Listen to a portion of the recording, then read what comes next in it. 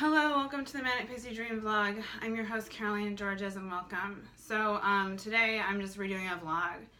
I did a vlog where I discussed being sexually assaulted by David Murphy, who's a comic here in Los Angeles. He performs regularly at the Comedy Store, the Hollywood Improv, and the Laugh Factory. His career is still supported and is still being invested in by the comedy community. I've screamed about it. I've talked about it. I don't know if David Murphy's crime against me is something that is known within the comedy community. I hope not. I genuinely hope not. I hope that I'm seen. I hope that I'm finally heard and I'm finally vindicated. David Murphy came onto my podcast and we talked about boundaries and we talked about rape. David Murphy knew I had been raped before. David Murphy knew I had been abused before. David Murphy knew that I was a weak woman, and I was so stupid in explaining to him all of my tics. David Murphy texted me in October, near the end of October, asking to come over. And he and I had fooled around twice before in the past. David Murphy asked me to be his girlfriend, and I said no, and I wasn't interested in dating him. And David Murphy vented that he feels like girls treat him like he's the boyfriend experience, and that he's having trouble finding a girlfriend or something to that extent. That's not my problem. It's not my job to be somebody's girlfriend. I'm establishing that in this podcast, and that is one of the main and primary messages to all of my viewers and all of my listeners, that women don't owe men anything. And so David Murphy came over and he stuck his hand on my shirt and groped my breast. I moved away from him, and David Murphy reached into my leggings to see how my pussy was shaved. David Murphy proceeded to jerk off to me over his basketball shorts while I repeatedly told him to stop and was crying. He called me crazy. He said I was being crazy. And he went into my bathroom, slammed the door so he could finish. And I waited in my apartment crying while he was in my bathroom jerking off. This was a nightmare. This was so scary and upsetting, and I didn't know what to do, and I did nothing. I didn't scream at him to leave. I didn't hit him. I didn't kick him out. I didn't call the police right away.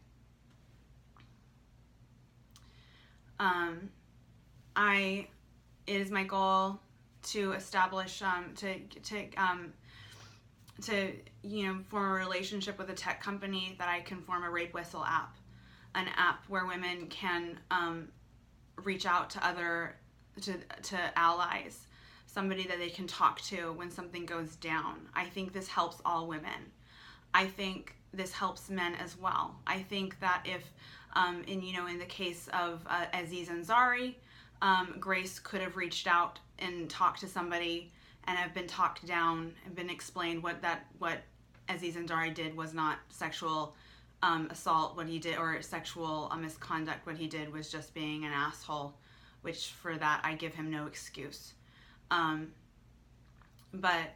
I think an app, a rape whistle app where women can connect with other women and talk about what just happened to them without police involvement is very important at this point, and I think is something that could make a lot of change for women. They would have right away somebody who's on their side, listening to them, explaining to them what happened to them, whether or not it's a crime, whether or not there's something they can do, and offer that support.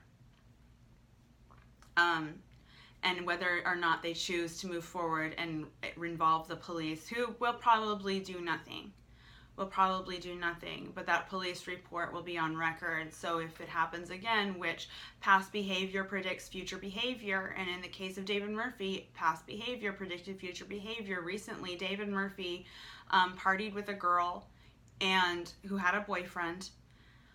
She slept over at his house, and when she got up to leave, David Murphy gave her a hug and rubbed his erection on her. I don't believe that's sexual assault. I don't believe that's sexual misconduct. I believe that David Murphy was just being a fucking creep because he's a fucking creep. I believe women are unsafe around him. I don't believe women are protected around him. And having somebody rub their erection on you would be very degrading and kind of disturbing. And this woman was degraded and disturbed by that. I am taking action. I am, as we speak, reaching out to the comedy community of women who have a group that has been effective in getting people from the improv community fired or taken out of improv groups. I don't believe this has happened in the comedy community. I don't believe these women have been able to do the same thing within the comedy community. But they are doing something, and I am connected with these women, and I am going to see how I can take my power back against David Murphy, that he will no longer hold a knife to my throat as he has been doing. I mean, figuratively, I mean as an expression. I went to the Comedy Store. I was out with my friend, and I wanted to have a good time, and I wanted to see comedy. I was there to see Sam Tripoli, Brendan Schaub, Brian Callen, and Anthony Jeselnik. Those were the comics I was there to see perform. And I had to leave, and I could not see those comics perform because David Murphy was there. And I could not be in the same environment as David Murphy. I am pursuing a career in comedy. I am going to open mics 2, 3, 4 times a day sometimes. And I'm going to open mics every day. And I'm working really hard on pursuing a career in comedy. And I should not have to go through this in order to be a comic. I should not have to go through this in order to go see comedy. And because of David Murphy's actions against me, I have to go through this. And I refuse. I refuse. I will not be within the same premises of David Murphy. I think the comedy community owes it to women within their community to protect them from pieces of shit like David Murphy. And if they will not do that, then I will take every step needed to make sure that David Murphy is not supported and is not invested in and is not... Anyways, I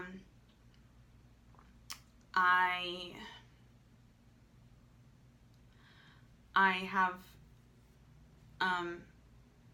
mental health tics because of my history of abuse, where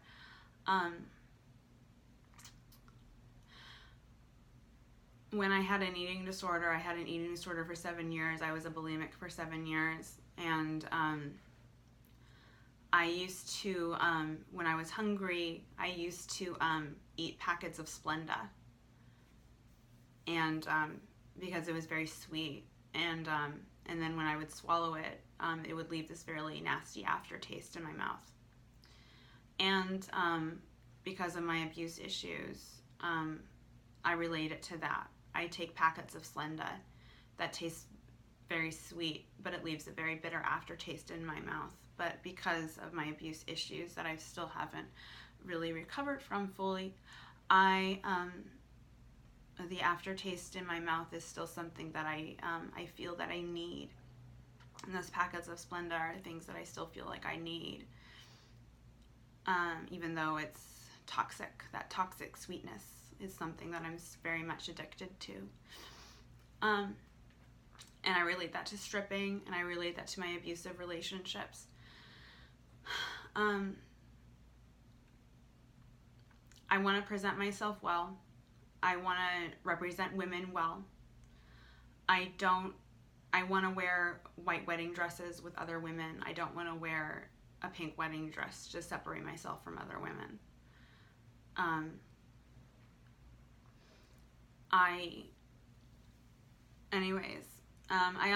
do want to talk about eating disorders as well.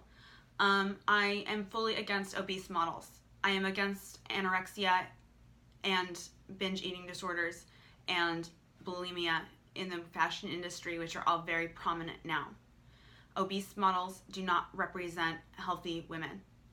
The obese models are hurting the image of women and are hurting women's body image. And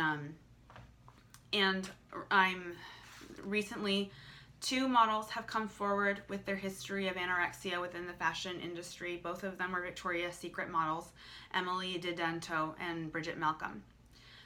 Both have put on weight and are now at a healthy size. Emily Didento is now a size 10 and Bridget Malcolm is now a size 6.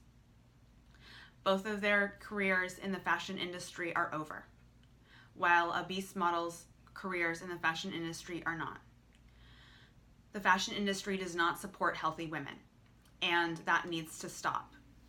The fashion industry, couture fabrics are $200, $300 per yard. These are the fabric made by, in the fashion industry, take, multiple people overnight making these fabrics. What I mean? These fabrics are very valuable and are very and cost a lot of money. So the way the fashion industry saves money is by having anorexic models, and every inch off these women's bodies saves hundreds of dollars. So what they've done is they've counteracted anorexic models. The heroin chic models that's still the rule of the fashion industry. Anorexic models are still the rule. The models in the fashion industry are still anorexic. The working models in the fashion industry are still anorexic and underweight, to the point where it is medically dangerous for them. And it makes me very angry that there are 2 models that are no longer welcome within the fashion industry because they have decided not to practice an eating disorder anymore and to take care of themselves and to be healthy.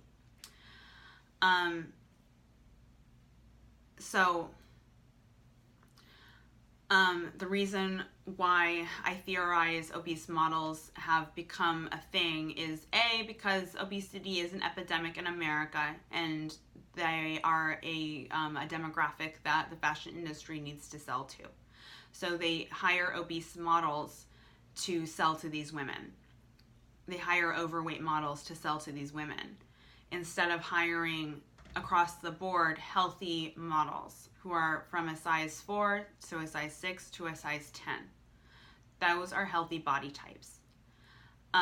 There is a model, and God, I forget her name, but she was named a plus size model. She is a size 6. She is 5'10" and 125 pounds. I'm 5'6" and 125 pounds, so this woman is significantly smaller than I am.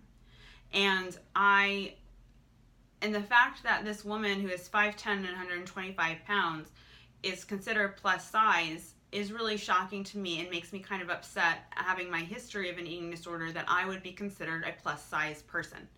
I am not plus size. I am actually pretty small. I am a size 4. I should not have to feel like I am a plus size person because the fashion industry will not support healthy body types. The fashion industry is feeding women Splenda, and women are experiencing the nasty aftertaste of poor body image because the fashion industry only supports women with eating disorders, whether that be bulimia, anorexia, or binge eating disorder. I'm sorry, but when I see videos of Tess Holliday eating like a fucking pig and saying that that shit's okay and saying that that shit's healthy and is encouraging women to eat that way when that lifestyle choice is in fact very dangerous, it makes me fucking angry. I'm not saying Tess Holliday is a pig. I'm saying she is eating like a pig. And what is going to happen? Tess Holliday is going to die when she is 50 years old of heart failure. Tess Holliday is going to have severe health issues later in life because of her lifestyle choices. And because of that, so many women are going to follow in her footsteps thinking that being obese and eating like fucking pigs is okay. It's not okay. That's not okay. I had an eating disorder and I ate like a fucking pig, and that made me very sick. I recently stopped smoking weed. I stopped smoking weed in the beginning of August. And the reason why I stopped smoking weed is because when I would smoke weed, I would binge. And when I would binge, I would sometimes need to purge because I ate too much. And because of what I do for a living, I cannot be over a certain size without risking losing my income. So I have given up smoking weed to protect myself from having to practice an eating disorder.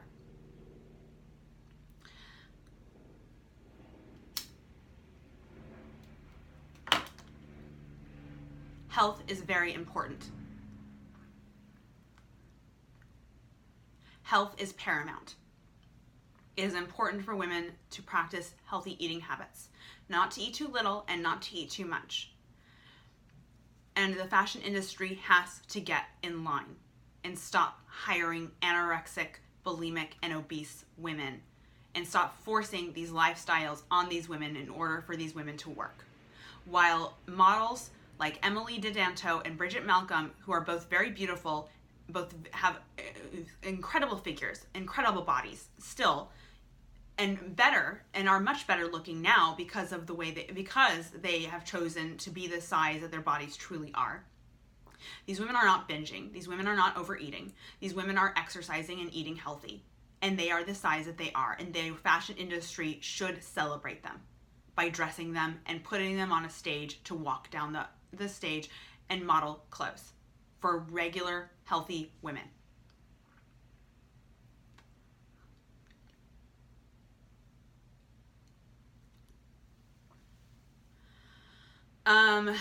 Anyways, so that's what I have to say about that. Going back to David Murphy, I am taking action.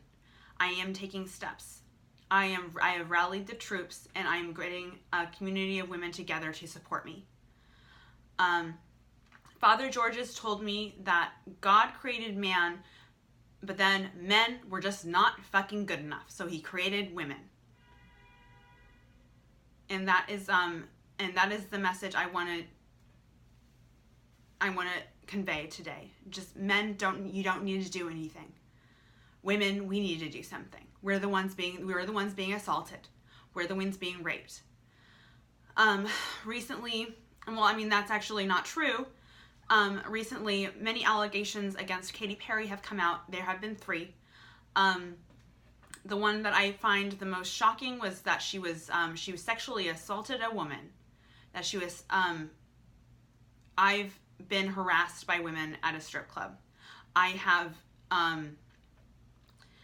said these 3 women locked me in a stall, I had to stay locked in this stall until these women left. I ended up doing dances for one of them, for which I overcharged her.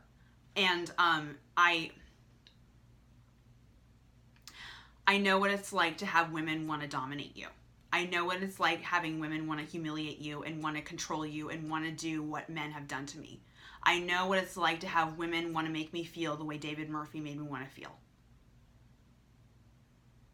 I completely relate to Katy Perry's female victim.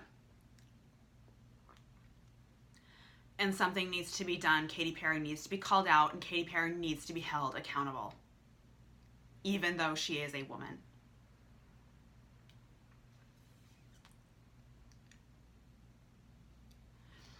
Her male victim was in the Teenage Dream music video, which I loved. That was such a sweet song. That's one of my favorite songs. She wrote that song for her husband. What's his name? He's a comic. She was married to a comic, the British guy who's really wild. Oh God, I forget his name. Shit. See, don't smoke weed. You'll forget everything. I'm not great at remembering names. But who needs to? You know what I mean? I'm really good with faces. I can remember a face like nobody's business. But, I just can't put the name to it, you know? This one time, this guy told me, he was like, oh, well, I can't really remember faces that well, but I remember names. And it's like, oh, we should get together and fight crime. So what? You can remember names, you know? Who fucking cares? How is that useful? It's about remembering faces. That's what's important. I know what this man looks like. He's in a Teenage Dream music video. I remember what he looks like, and he's gorgeous. Beautiful man, you know? And the fact that he was humiliated in front of all of Katy Perry's friends when he came to her as a friend really strikes me as just being very, as being egregious and disgusting, and Katy Perry needs to be held accountable.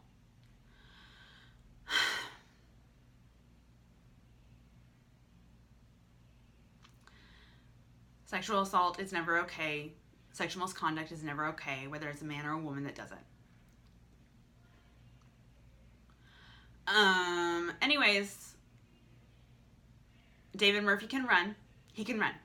He can definitely run. He can run as far as he can, but he cannot hide. I'm going to find him, and I'm going to make him pay for what he did to me.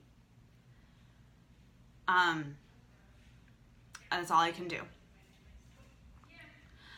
All right, well, that's my vlog for today. Thank you for listening. Thank you for watching, and thank you for supporting me. Next Monday, I'm starting a new job at a restaurant. It's going to be I'm going to be leaving stripping soon. And I hope everyone's happy for me, and I hope everyone just pray for me that I'm able to maintain this, and I don't go back to stripping, and that I choose to take this opportunity as a chance to start my life over. And that stripping is not good for me. Stripping is me putting Splenda on my tongue and swallowing it and tasting the bitter aftertaste is too much for me, and I do not want that in my life anymore. And I hope that the world welcomes me back into it out of stripping. Okay, and I'm starting a Patreon because my income is going to fluctuate probably downward leaving stripping. I'm starting a Patreon for which I'll put information up on my YouTube and everything, so that way if you can donate money to pay for episodes of where I have guests. I have lots of really great guests lined up who are interested in doing my podcast. Some very prominent comics have expressed interest in being on my podcast, and each episode costs $250. I have employed my friend Josh Edelman, who is a very talented producer, and I want to pay him, and I want him to be able to keep his job with me, and so once the Patreon is up and once that is all set, I hope that you support it, and I hope that you please donate. That would really help me. And anyways, have a lovely, blessed day. This is the Manic Pixie Dream vlog. I'm the Manic Pixie Dream girl. Have a lovely day. Bye.